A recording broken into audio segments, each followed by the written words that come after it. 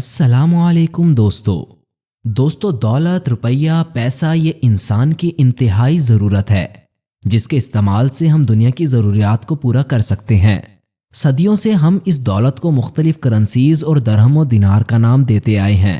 हम सोना चांदी से पेपर करेंसी की तब्दीली तो फिर किसी वीडियो में डिस्कस करेंगे, मगर इस वीडियो में पेपर करेंसी से बदलती डिजिटल करेंसी को डिस्कस करने लगे हैं।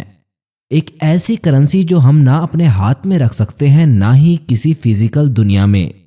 इससे पहले कि हम वीडियो में आगे चलकर इस करेंसी को डिटेल से डिस्कस करें, आपको बताते चलें कि ये सिर्फ एक एजुकेशनल वीडियो के तौर पर बनाई जा रही है। आइए चलते हैं करेंसी के बदलते रूप को जानने की तरफ। इसकी शुरुआत होती है 31 अक्टूबर 2008 से, जब सातोशी नाकामोटो नामी शख्स ने एक आर्टिकल पब्लिश किया था जिसका मकसद उसकी पहली लाइन से ही वाज़ेह हो रहा था। इसमें लिखा था, A purely peer-to-peer version of electronic cash that would allow online payment sent to the directly one party to another party without any financial institution। दोस्तों, इस लाइन को समझने के लिए हम पहले डिजिटल करेंसी सिस्टम को समझने की कोशिश करते हैं। इस सिस्टम में लेन देन के लिए हमें अपने वॉलेट में कुछ नंबर्स रखने होते हैं, जैसा कि जैज़ कैश, इजी पैसा या कोई भी ऑनलाइन बैंकिंग सिस्टम में हमारे पड़ी हुई अमाउंट हो। जब भी हम कोई ऑनलाइन ट्रांजैक्शन करते हैं तो हमें यह यकीनी बनाना होता है कि ट्रांजैक्शन कामयाब हुई या नहीं। इस काम को देखने के लिए हमें सर्विस मिलती है जो आजकल मुख्तलिफ ऑनलाइन बैंकिंग सिस्टम के नाम से मशहूर है। उनका काम ट्रांजैक्शन को महफूज बनाना और ये यकीनी बनाना कि हमारी ट्रांजैक्शन कामयाब हुई या नहीं।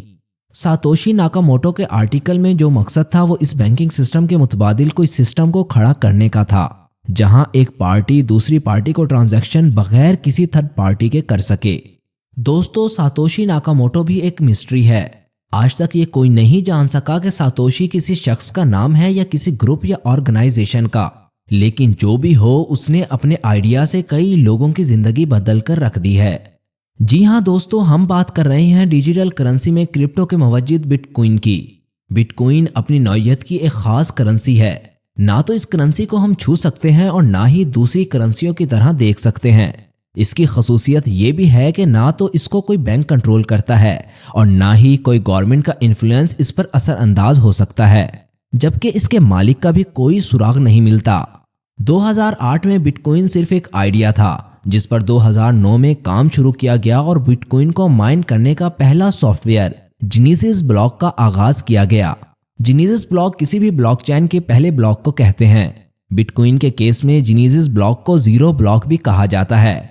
असल में ब्लॉकचेन मुख्तलिफ ब्लॉक से जुड़ी एक चेन नुमा होती है जिसके हर ब्लॉक में उस ब्लॉक का हैश यानी कोई खास नंबर, उस ब्लॉक से रिलेटेड डाटा और उससे पहले ब्लॉक का प्रीवियस हैश मौजूद होता है। इस ब्लॉकचेन की मदद से किसी भी इंफॉर्मेशन को हम बआसानी ट्रैक कर सकते हैं और तमाम इन्फो को यूनिक रख पाते हैं, और इसका एक फायदा ये भी है कि ये सिक्योरिटी को बेहतर बनाता है।